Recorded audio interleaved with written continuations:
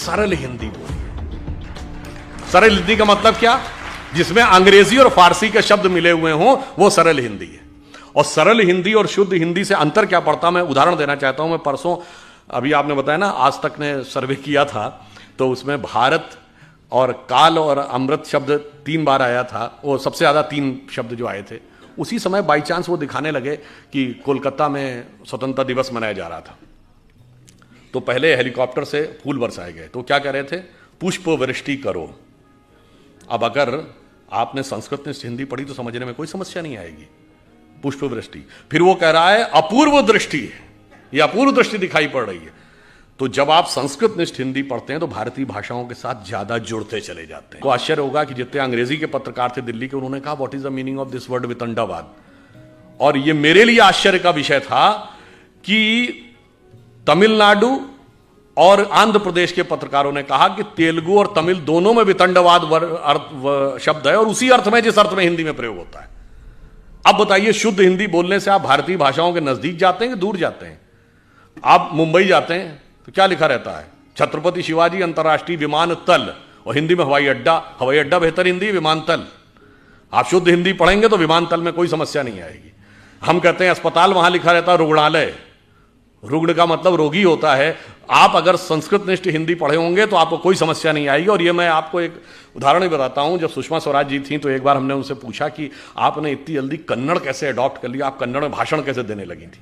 तो इससे पहले कि वो बोलती, उनके पति ने कहा कि इनका संस्कृत का बेस बहुत स्ट्रांग था, तो सबसे पहले कन्नड़ में बहुत सारे शब्द जो संस्कृत के हैं उन शब्दों को पिकअप किया और उनको केंद्रित करके भाषण का निर्माण किया। और उसके बाद भाषण लिखा देवनागरी लिपि में, और उसके बाद उन्होंने बहुत जल्दी अडॉप्ट करके बोलना शुरू कर दिया।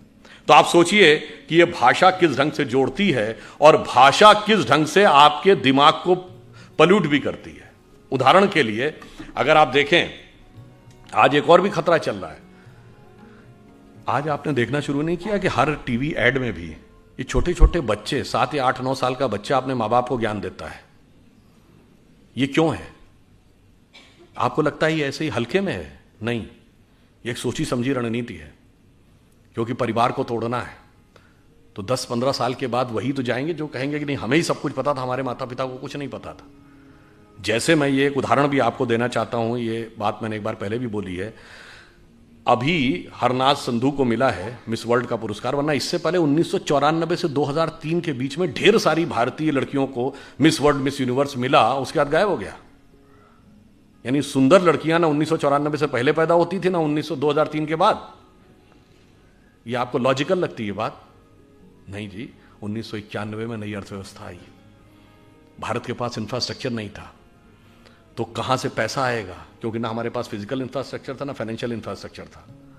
तो बाकायदा कोलंबिया यूनिवर्सिटी का एक रिसर्च पेपर है कि बेसिकली पैसा कहां से आएगा मार्केट में। तो उस समय ये आया कि जो भारतीय परिवार हैं उनकी जो एवरेज सेविंग है 19 से 20% है। यानी एक औसत भारतीय परिवार लगभग 20% अपनी आय का बचाता है। अब वो उसमें से अगर हम 10% निकाल के मार्केट में ले आए तो मार्केट में इनिशियल फ्लो ऑफ मनी आ जाएगा। अब ये रिसर्च किया गया कि वो बचत के लिए सबसे ज्यादा प्रेरित कौन करता है, तो उसमें कहा गया कि घर की महिला सबसे ज्यादा प्रेरित करती है कि पैसा बचा के रखो। अब कहा गया कि जो नेक्स्ट जनरेशन की जो महिलाएं हैं, यानी लड़कियां जो आज हैं, उनको किस तरीके से इंटरनेशनलाइजेशन और मार्केट के अंदर जो खर्चा होना है उसकी तरफ हमें प्रेरित करना है। उस तरफ घुमाने के लिए ये सब कुछ हुआ और अचानक बंद हो गया। और विष कैसे आपके दिमाग में फैलता, मैं एक छोटी सी बात बता दे रहा हूं। जैसे हम सब कहते हैं कि एक अंग्रेजी का शब्द है everything is fair in love and war. इसका हिंदी क्या है? जंग और इश्क में सब कुछ जायज है। ये हिंदी का कोई भी शब्द नहीं है। जंग हिंदी का शब्द है ना, इश्क हिंदी का शब्द है ना, जायज हिंदी का शब्द, सब फारसी के शब्द है। कभी आपने हिंदी या संस्कृत या किसी अन्य भारतीय भाषा में ऐसी कोई कहावत सुनी है कि युद्ध और प्रेम में सर्वथा सब कुछ उचित अनुचित है? ऐसा होता ही नहीं है, क्योंकि भाषा आपके दिमाग में एक संस्कृति भी लाती है। हमारे यहां युद्ध का एक धर्म है और प्रेम का एक त्याग है। इसलिए जिन्होंने कहा कि everything is fair in love and war, तो वहां आतंकवाद भी जायज है और फिर एसिड फेंकने वाले भी जायज है। इसलिए हमारे यहां ऐसा नहीं था। इसलिए हमें यह भी ध्यान रखना होगा, हम अपने बच्चों को यह भी समझाएं कि जब वो बहुत सारे प्रकार के तर्क वितर्क करते हैं, एक छोटी सी बात और आपको बताता हूं, तो उसको समाप्त करते हैं। देखिए, हम सभी कोई भी कार्य शुरू करते हैं तो पहला श्लोक क्या बोलते हैं? वक्रतुंडी महाकाय सूर्य कोटि संप्रभा। ये वक्रतुंडी ही क्यों है? किसी ने कभी ध्यान दिया कि सूंड जो है वो मुड़ी हुई क्यों होनी चाहिए, सीधी क्यों नहीं होनी चाहिए?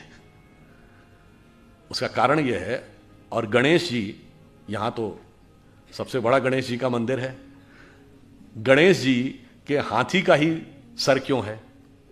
कारण यह है कि हाथी के सर में और उनके एक ही दांत क्यों है? चूहे की सवारी क्यों है?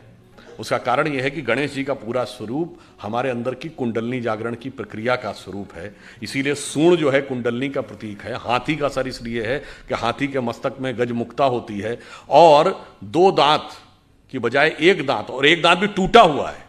वो इसलिए वक्रतुंडी इसलिए कि जो आपकी शक्ति है, जब आप कभी ध्यान लगाते होंगे तो हमेशा वो डाउनवर्ड टेंडेंसी की तरफ होती है। आपका मन हमेशा नीचे व्यर्थ की सांसारिक चीजों की तरफ भागता है। जब आप उसको नियंत्रित करके ऊपर की तरफ कर लेंगे, तब आध्यात्मिक उन्नति का मार्ग प्रशस्त होगा। इसलिए गणेश जी की सूंड हमेशा वक्रतुंडी यानी ऊपर की तरफ मुड़ी हुई है। और जब आप मूलाधार, स्वादिष्ठान, अनाहत, आज्ञा चक्र पे आते हैं, चौथे चक्र के बाद की यात्रा अब द्वैत के साथ नहीं हो सकती। संसार और ईश्वर एक साथ नहीं चलते, एक के साथ संबंध तोड़ना पड़ेगा। इसलिए 1 दांत और वो टूटा हुआ है, आगे की यात्रा अद्वैत से होगी। और अब जाके जरा चेक करिएगा, अद्वैत का अर्थ होता है अंग्रेजी में नॉन डुअलिटी। एक वेबसाइट है, जाके चेक करिएगा, SAND, science and non duality. और वो जानते हैं, उसका आप वेबसाइट पे जाएंगे तो पहले ही शीर्षक में क्या लिखा? ओम इज इक्वल टू MC²। क्योंकि जब आप नॉन डुअलिटी में जाते हैं, अब यहां पे आइए, आइंस्टीन ने जो थ्योरी दी E is equal to MC², मतलब एनर्जी मास कन्वर्जन इक्वेशन, तो नॉन डुअलिटी में सिर्फ एनर्जी है। जब आप मास में आते हैं तो 2 चीजें हैं ना, mass and energy. But finally, मतलब 1900 से पहले सिर्फ law of conservation of mass था, यानी हम मानते थे एक मास दूसरे में चेंज होता है। अब law of conservation of energy है, अब एनर्जी दूसरे में एनर्जी होती है। और फिर मैं कहना चाहता हूं, मैं किसी दूसरे पे कमेंट नहीं कर रहा हूं, हमारा ही एकमात्र अंतिम संस्कार है जिसमें मास एनर्जी में कन्वर्ट होता है। बाकी जगह मास में कन्वर्ट होता है। तो आप ये समझ लीजिए कि कितनी वैज्ञानिक पद्धति हमारी किस प्रकार से रखी हुई है। तो ये सारा विष हमें अपने मन से निकालना है और स्वाभिमान के साथ आगे बढ़ना है। और 1-2 चीज और भी समझ लेनी चाहिए। स्वतंत्रता संग्राम के संदर्भ में हम सब ये मानते हैं कि स्वतंत्रता मिली, स्वतंत्रता के लिए बहुतों ने संघर्ष किया, पर बहुतों ने संघर्ष किया उसकी मान्यता भी होनी चाहिए।